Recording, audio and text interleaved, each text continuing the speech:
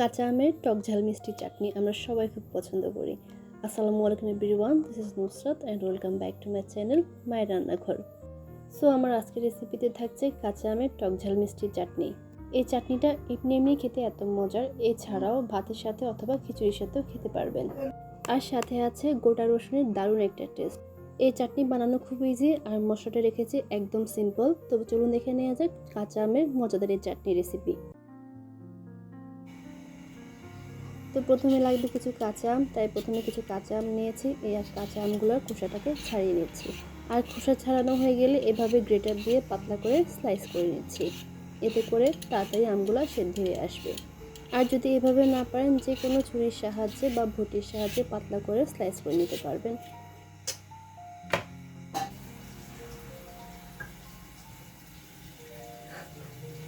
তো তারপর স্লাইস করা হয়ে গেলে আলাদা একটা পাত্রে তুলে দেখাচ্ছি আমগুলো এমন হয়েছে।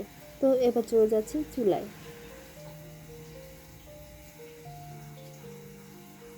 তো তারপর চাটনিটাকে তৈরি করে নিচ্ছি। তাই প্রথমে দিলাম সরিষার তেল। যে কোনো আচারে সাধারণত সরিষার তেল ব্যবহার করতে হয়, চাইলে সয়াবিন তেল ব্যবহার করা যাবে। তবে সরিষার তেলের যে ফ্লেভারটা আছে সেটা সয়াবিন তেলে থাকবে না। তো এখানে সরিষার তেল দিয়েছি 1 কাপ। তেলটা গরম হয়ে আসলে হাফ কাপ দিয়েছি রসুন কুচি। এখানে গোটা রসুনগুলোকে এক ফালি করে নিয়েছি। তারপর রসুনটাকে 2-3 মিনিট ভাজার পর দিয়ে দিয়েছি সরিষা বাটা। সরিষা বাটা এখানে দিয়েছি হাফ কাপ। আর সরিষা বাটা দেওয়া হয়ে গেলে আরও 2-3 মিনিট এই মশলাগুলোকে কষিয়ে নিব। আর কষানো হয়ে গেলে দিয়ে দিলাম স্বাদ অনুযায়ী লবণ, হাফ চা চামচ হলুদের গুঁড়ো, আর 1.5 চা চামচ চিলি ফ্লেক্স। এখানে চিলি ফ্লেক্সটা ঝাল অনুযায়ী, তবে চাইলে বাড়িয়ে কমিয়ে দিতে পারবেন। তো তারপর এই মশলাগুলোকে আরও 2-3 মিনিট কষিয়ে নিচ্ছি। আর মশলাগুলোকে কষানো হয়ে গেলে এখন দিয়ে দিচ্ছি 1 কাপ চিনি। আপনারা এখানে চিনিটা যে যেমন টক খেতে পছন্দ করেন বা মিষ্টি খেতে পছন্দ করেন সে অনুযায়ী দিতে পারবেন। আর এখানে চিনিটাকে গলানোর জন্য কিছুটা পরিমাণ পানি দিয়ে দিচ্ছি।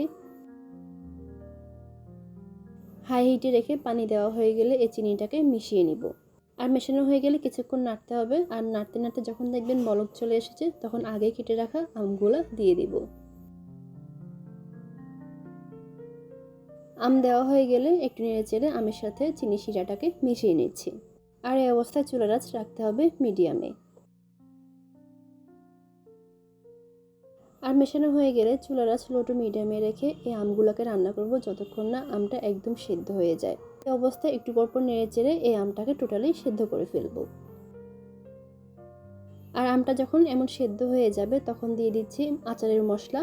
এখানে আমি 5 ফোড়ন মশলাটাকে পাউডার করে নিয়েছি, আর এখানে দিয়েছি 2 টেবিল চামচ। আর এখন আমের সাথে এই 5 ফোড়ন মশলাটাকে নেড়ে চেড়ে মিশিয়ে নিব।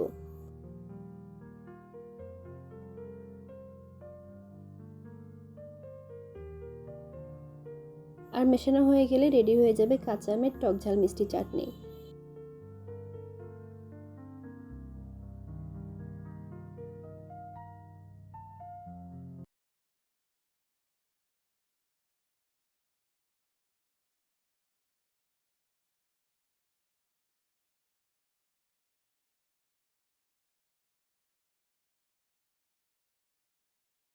তো এই তো মেশানো হয়ে গেছে, চাটনিও রেডি হয়ে গেছে। তো বাসায় এভাবে ট্রাই করুন কাঁচা আম দিয়ে কাঁচা আমের টক ঝাল মিষ্টি চাটনি।